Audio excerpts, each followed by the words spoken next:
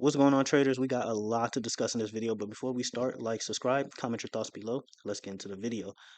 So today was pretty interesting. In my last video, I pretty much let you guys know that today was pretty much going to mirror Friday. Now, I will say that close took me by surprise. Heading into close really took me by surprise, and I'm not saying I wasn't expecting a pump. I was more so expecting one tomorrow, but on a Monday towards close, that's pretty suspect to me. I will say that much. You guys know how I feel about this move, but we'll talk about that in a bit. Let's talk about the Nasdaq. So right now we're looking at the Nasdaq daily time frame, right? And so I told you guys my target for the Nasdaq as far as upside is 19,800, and from here I do think we're going to continue higher. My next target is 20,000 and then 20,300. Highest I'm looking at is about 20,500, at least for the short term. Now, what I will say is that at some point, and I'm going to say this for the futures and ETFs. At some point, we're going to need to retest this daily supply and demand zone down here at 19,250 on the NQ because we pretty much left it. We never came back to retest it. So I do imagine at some point, and I'm not saying this is going to happen tomorrow or anything, but at some point we will come down here and retest it and mitigate these fair value gaps that are down here. Okay. So I just want you guys to keep that in mind. But for now, I still think we have more upside in the tank. I think close pretty much proved that. And heading into tomorrow, we don't really have any news that can get in the way of that unless something just comes out the sky. Tomorrow, we just have two Fed members speaking. So nothing to really worry about tomorrow unless something random happens. I can't imagine what. Maybe this war, who knows? But that's pretty much it in regards to tomorrow. But what I will say is that something I've been saying on this channel for quite some time is usually when we have news events such as CPI, FOMC meetings, Jerome Powell, we typically pump into those events. And I think I mentioned this last video, but if I didn't, well, and you're new to the channel, then you know now, right? Historically, when we have these events, we usually rally into them. We usually pump into them. And Wednesday, we have FOMC meeting minutes. So I imagine we're going to keep pumping into this event. And then Thursday, we got Thursday and Friday is pretty much the biggest catalyst. We got unemployment claims Thursday, and then Friday we have Jerome Powell speaking and Jackson Hole event. So I would really be cautious heading into these events. And the reason why I say be cautious is that we can be looking at a buy the rumor, sell the news type of deal here. And you guys know how I feel about this move. I just don't trust this move. You can call it's a V-shaped recovery, sure, but nothing ever comes good out of V-shaped recoveries, especially V-shaped recoveries. I wouldn't say all V-shaped recoveries, but V-shaped recoveries that just have no structure and just continue to go up. Nothing comes good from those, okay? And nothing ever comes good for those. All right. What do I tell you guys all the time? Staircase up, elevator down. And right now we have no staircase up. We're just pumping. The elevator is flying right now, people. So I want you guys to pay attention to that. And what I'm urging right now is to really be cautious. Okay, that's the overall point here. That's something I'm going to mention every video until I feel comfortable again with this market. And by all means, please continue to make your money to the upside. Continue trading, doing what's works for you. Trust me, I'm making my money. I'm taking advantage of this upside while it's here. But I will say, continue to say, is to be cautious. All right. So 19,800, we made that target. Next, I'm looking at 20,000. At some point, I do think we're going to retest this supply and demand zone down here. I don't think it's going to happen tomorrow. I do think we're going to continue to pump. If anything, if not pump, maybe just consolidate. But right now, I just don't see any reason to think that there's going to be a sell off tomorrow. Now, when we start having these news catalysts, then that's something else. And I will say that, like I said before, I think we're looking at a buy the rumor, sell the news type of deal. Now, looking at the ES. ES, I told you guys we need to get a bit above 5,600, and after 5,600, you're looking at 5,630, which we're pretty much at right now. So if we break and hold above this, then chances are we're going to continue head higher. If we're looking at all-time highs this week, which at this point I wouldn't even be surprised anymore. I told you guys before, 5,800 is one of my targets on the ES. 580 and 600 will be my targets as far as the SPY. And what I will say is that if we do see all-time highs this week, guys, that's not normal. Okay, that's insane. Okay, that's absolutely insane. I mean, this move alone is insane, but for us to just hit all-time highs on the ES, which is pretty much for me 5,800. Obviously, we can go higher. I mean, obviously it could be higher than like 5,720, but for me, my target would be 5,800. If we see that this week, prior to even Nvidia earnings, that just spells disaster for September in my opinion. And if you're wondering why I'm saying September, is because September is notoriously bearish for the overall stock market, and October as well. So if we start pumping and just keep pumping into September, I will be very, very, very cautious heading into September and even October. So we'll see. But right now, things are just looking like a buy the rumor, sell the news type of deal here. So be very cautious. Okay, I'm going. You're just going to hear me say this throughout the video. Okay. Looking at the triple Qs. So the triple Qs, my target as of now, I mean, you guys, I said 480. As long as we're above 460, we're heading to 480. We are here now.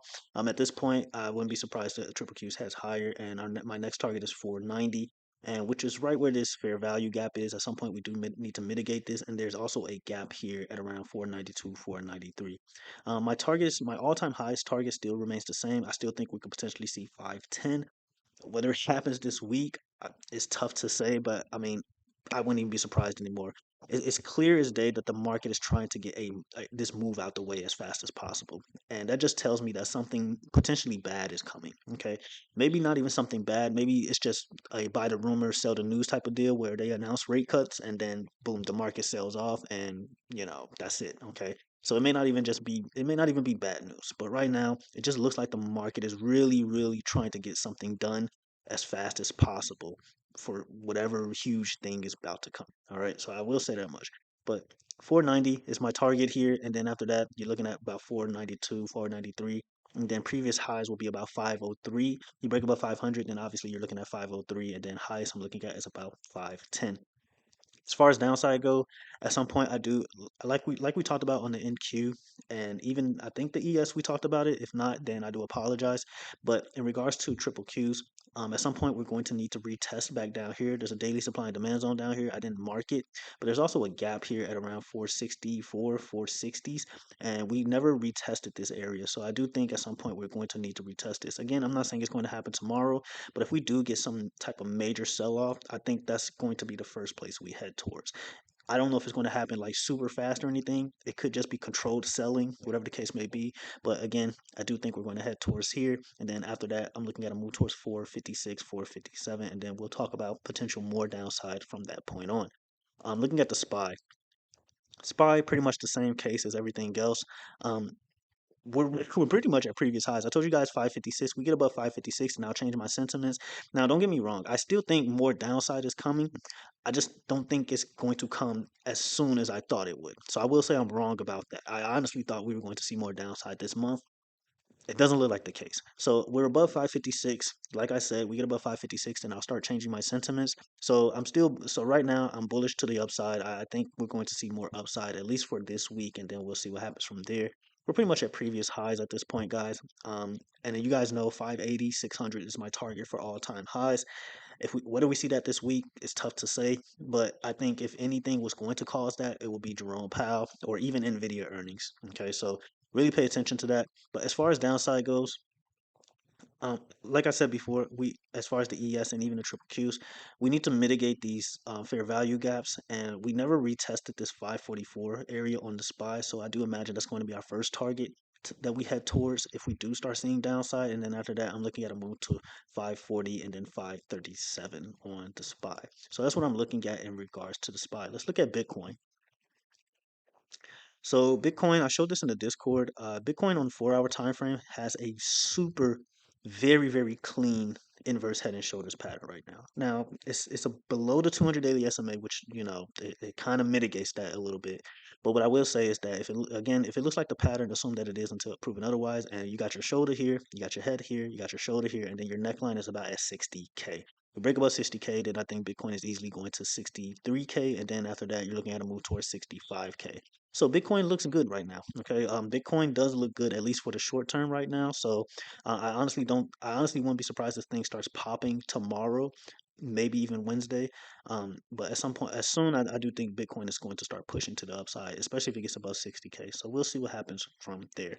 As far as downside goes, we look at the daily time frame.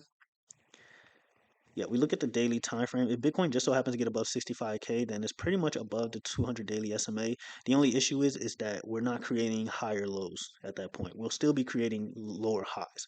So just because we get above the 200 daily SMA doesn't necessarily, knock us out the park. For me to be really bullish on Bitcoin, we need to get above 70,500. Okay, so that's what I would be looking at um, in regards to Bitcoin. And that's pretty much all I have as far as Bitcoin goes. So let's talk about the stocks that I talked about in the last video. First stock we're going to talk about is Google. Congratulations if you followed the Google play from last video. I gave you guys the contracts. I told you guys the contracts to look out for, and I even told you guys to look out for that 165 break, and that's exactly what happened. And Google pumped all the way to 167, 166, high 166, 167, give or take.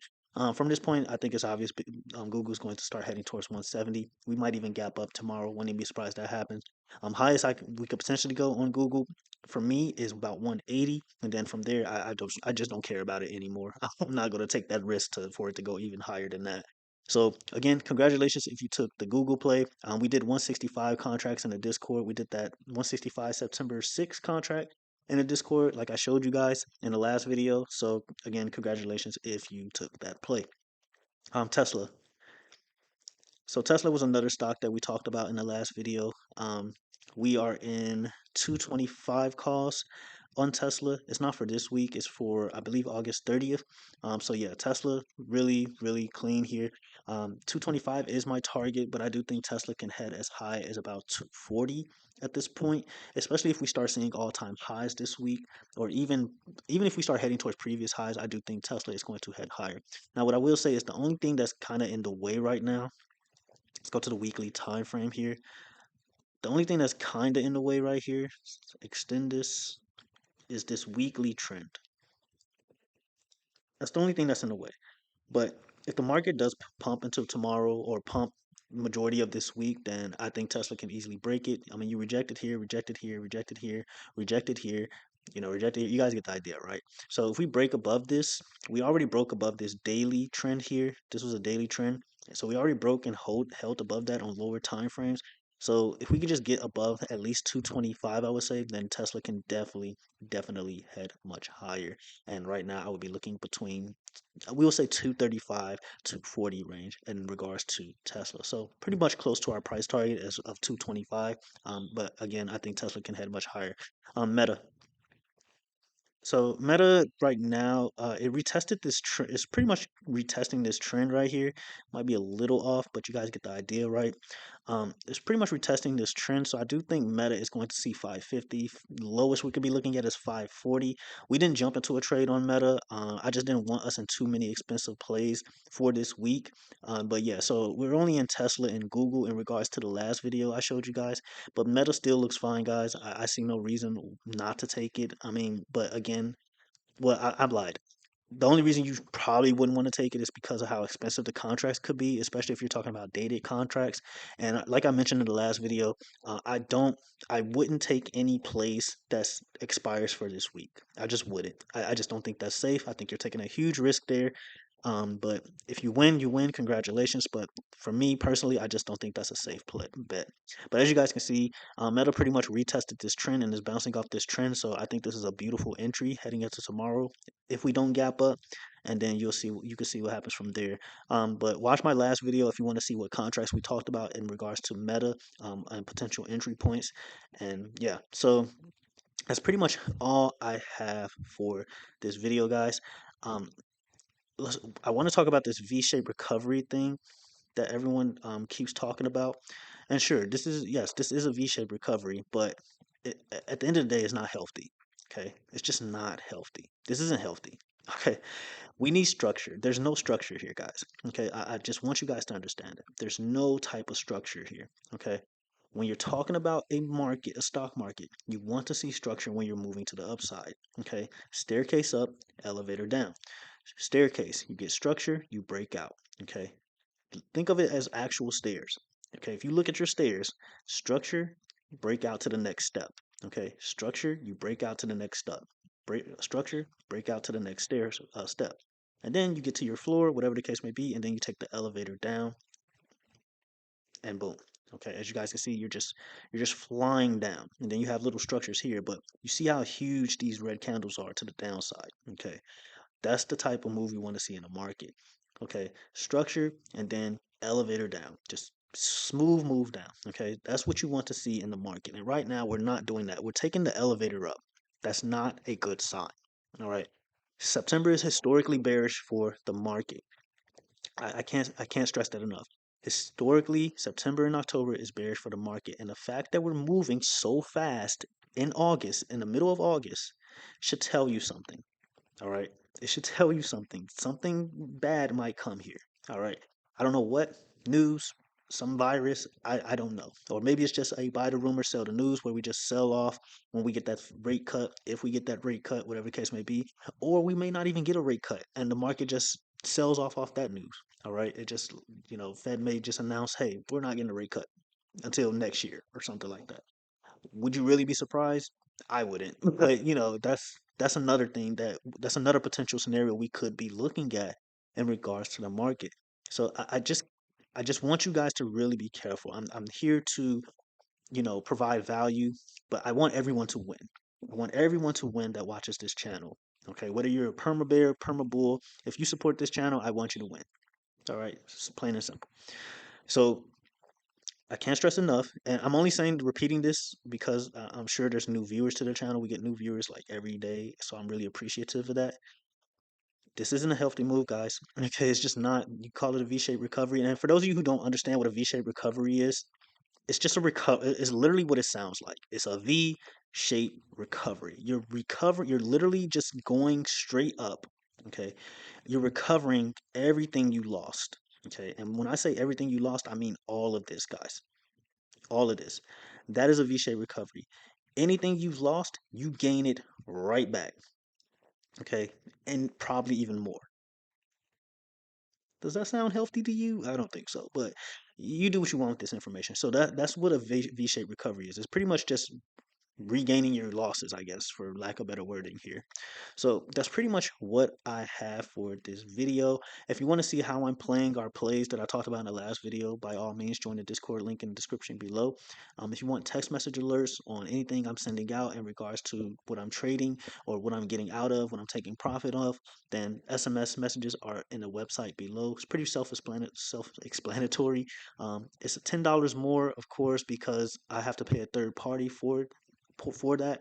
But if you don't want to go through an app, a Discord app to get signals, then you can always do that. But if you don't want to do any of that, just like, subscribe. That's all I ask. It's all free information here. I would try to put out, any stocks I do like, and then we can go over the contracts or anything like that. But it all requires you guys supporting the channel so that I can, continue to do that. But that's all I have for this video, guys. Be careful, be safe, don't get too greedy trading. And until the next video, traders, have a good one.